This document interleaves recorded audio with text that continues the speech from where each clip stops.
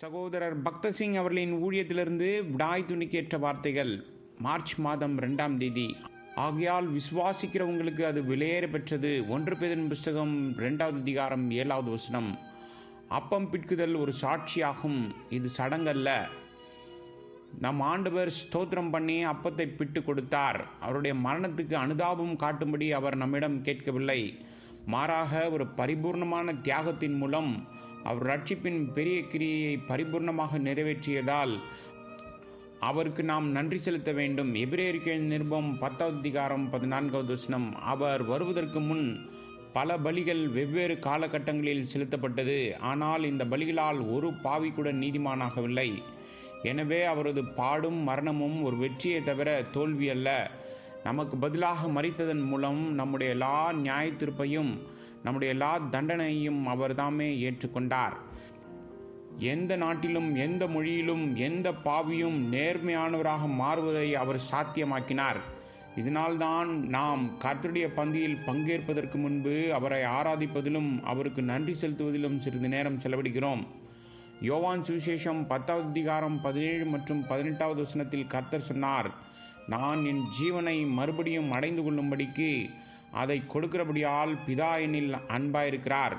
ஒருவனும் அதை என்னிடத்திலிருந்து எடுத்துக்கொள்ள மாட்டான். நானே அதை கொடுக்கிறேன். அதை கொடுக்கவும் எனக்கு அதிகாரம் உண்டு. அதை மறுபடியும் எடுத்துக்கொள்ளவும் எனக்கு அதிகாரம் உண்டு. இந்த கட்டளையை என் பிதாவினிடத்தில் பெற்றுக்கொண்டேன் என்றார். கலாத்தியருக்கு நிருபம் 2வது அதிகாரம் 20வது வசனத்தில் அப்போஸ்தலனாகிய பவுல் சாட்சி அளித்தான். கிறிஸ்துவோடனே கூட சிலுவையில் அறையப்பட்டேன், ஆயினும் பிழைத்திருக்கிறேன். இனி நான் அல்ல, கிறிஸ்துவே எனக்குள் பிழைத்திருக்கிறார். நான் இப்பொழுது மாம்சத்தில் பிழைத்திருக்கிறதோ என்னில் அன்பு கூர்ந்து எனக்காக தம்மை தாமே ஒப்பு கொடுத்த தேவனுடைய குமாரனை பற்றும் விசுவாசத்தினாலே பிழைத்திருக்கிறேன் என்றார். ஆகவே நமக்கு பதிலாக அவர் மரித்ததற்காகவும் நமக்காக மரணத்தை வென்றதற்காகவும் மீண்டுமாக உயிர்த்தெழுந்ததற்காகவும் அவருக்கு நாம் நன்றி செலுத்துவதன் மூலம் அவர் சிலுவையில் அடைந்த வெற்றியில் நாம் பங்காளிகளாக மாற்றப்படுகிறோம். விசுவாசிகளாகிய நாம் அவருக்கு எவ்வளவு விலையேற பெற்றவர்களாக இருக்கிறோம் என்பதை பார்க்க ஆரம்பிக்கின்றோம்.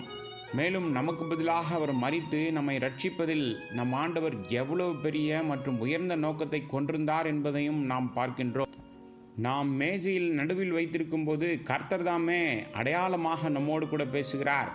கர்த்தர் நம்மோடு பேசும் சத்தத்தை நாம் கேட்கலாம். முதலில் அவர் நம்மிடம் பேசுகிறார், பிறகு நாம் அவரிடம் பேசுகிறோம். நம் ஆண்டவர் சொல்கிறார், என் அன்பான பிள்ளைகளே, உங்களுக்காக உடைக்கப்படுவதற்கு நான் எவ்வளவு விருப்பத்தோடும் அன்போடும் என் சரீரத்தை கொடுத்தேன் என்பதை நினைவில் வையுங்கள்.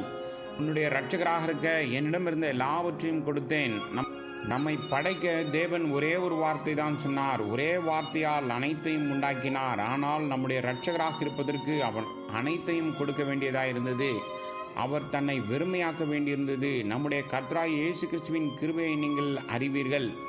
அவர் ஐஸ்வர்யவானாயிருந்தும் நீங்கள் அவருடைய தரித்திரத்தினாலே ஐஸ்வர்யங்களாகும்படிக்கு உங்களுக்காக தரித்திரரானார். 2 கொரிந்தியர் புஸ்தகம் 8வது அதிகாரம் 9வது வசனம். அப்பம் மற்றும் இரத்தத்தின் மூலம் நம் ஆண்டவர் அடையாளபூர்வமாக நம்மிடம் பேசுகிறார். நம்முடைய இரட்சகராக இருக்க தம்மையே வெறுமையாக்கினார். உன்னை மீட்பதற்கு அனைத்தையும் கொடுத்தேன். இப்போது நீங்கள் எனக்கு ஒரு விசித்திரமான பொக்கிஷம். கர்த்தர் யாக்கோபை தமக்காகவும் இஸ்ரவேலை தமக்கு சொந்தமாகவும் தெரிந்து கொண்டார். சங்கீதத்தின் புஸ்தகம் 135வது சங்கீதம் 4வது அதிகாரம். மேலும் மத்தேயு சுவிசேஷம் 13வது அதிகாரம் 44வது வசனத்தில் மேலும் மத்தேயு சுவிசேஷம் 13வது அதிகாரம் 46வது வசனத்தின்படி நாம் அவருடைய பிரகாசிக்கும் முத்து. உபாகமத்தின் புஸ்தகம் 32வது அதிகாரம் 9வது வசனத்தின்படி நாம் அவருடைய நித்திய சுதந்திரம் என்று அழைக்கப்படுகிறோம்.